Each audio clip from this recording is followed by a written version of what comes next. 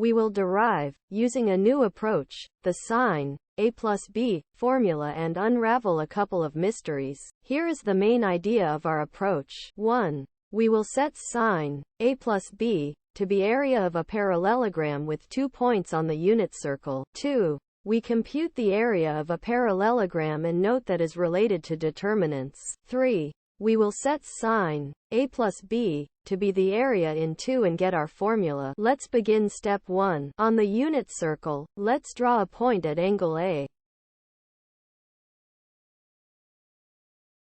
The coordinates of this point are cosine A, sine A, and the red line has length 1. On the unit circle, let's draw another point at angle minus B. The coordinates of this point are cosine B and negative sine B, and the blue line has unit length. The angle between points at angle A and B equals A plus B. Let's attach, at B, a copy of the line from center to A. And attach, at A, a copy of the line from center to B. Let's focus on the quadrilateral we formed. The base of the quadrilateral goes from origin to cosine B, negative sine B, and is of length 1. The height of quadrilateral, distance from A to the blue line, is length of red line multiplied by sine A plus B. Since red line has unit length, height equals sine A plus B, so quadrilateral has area equals length of blue line multiplied by sine A plus B. Because the base is length 1, area equals sine A plus B. That ends step 1. Let's go to step 2. Suppose we have two two-dimensional points, x1, y1, and x2, y2. Let's add a copy of the line from origin to x1, y1, to the end of x2, y2. And add a copy of the line from origin to x2, y2, to the end of x1, y1.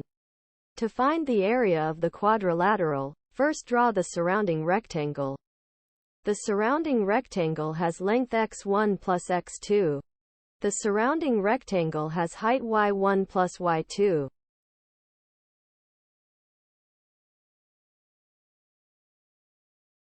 So surrounding rectangle area is x1 plus x2 multiplied by y1 plus y2.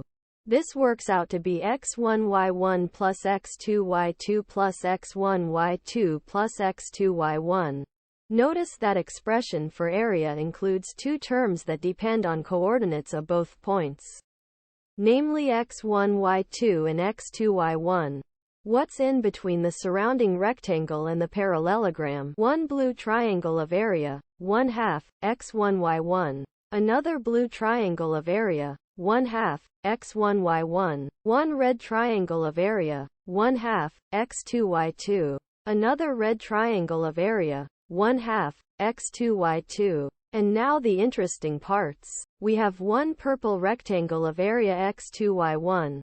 Unlike the area of red or blue triangles, this area, x2 y1, depends on components of both points and is at the heart of our mystery. And another purple rectangle of area x2 y1, area of parallelogram equals area of surrounding rectangle minus area of red plus blue triangles minus area of purple rectangles. This works out to be area equals x1 y2 minus x2 y1. You may have noted this to resemble the determinant formula, and indeed it is that.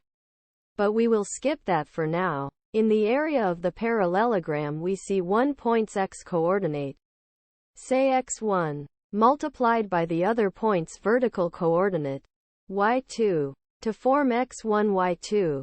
Likewise for x1 y2. That concludes step 2. On to step 3. Let's set the result of step 1, sine A plus B, to be the result of step 2. x1 y2 minus x2 y1, with x1 equals cosine A, y1 equals sine A, and x2 equals cosine B, y2 equals minus sine B. We get the sine A plus B formula equals sine A multiplied by cosine B plus cosine A multiplied by sine B. Thus, we can say, the sine A plus B formula has its origins in the area of the parallelogram.